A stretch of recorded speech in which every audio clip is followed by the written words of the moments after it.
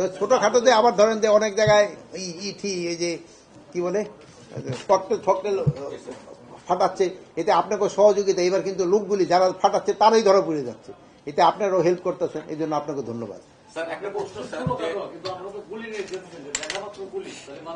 না না, দেখা মারতে গুলি না, শোনান, এখানে হইলো কি আপনার সেলফ ডিফেন্সের জন্য আপনারা প্রাইভেট না শোনেন সেলফ এই আপনারা ইয়ে হাতিয়ারের নেন না, পারমিশন নেন না, আপনার নিরাপত্তা ওইটা কি দেশের জন্য?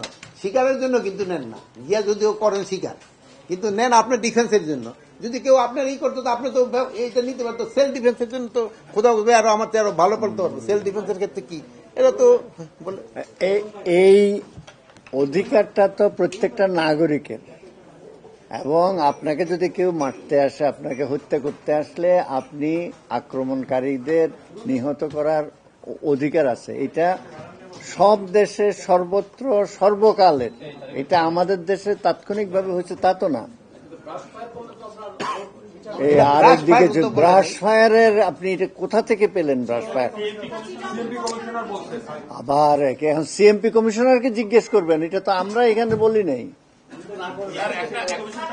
আরেকটা জিনিস হলো রাইফেল দিয়ে ব্রাশ ফায়ার করা যায় না, রাইফেল দিয়ে হলো সিঙ্গেল শট।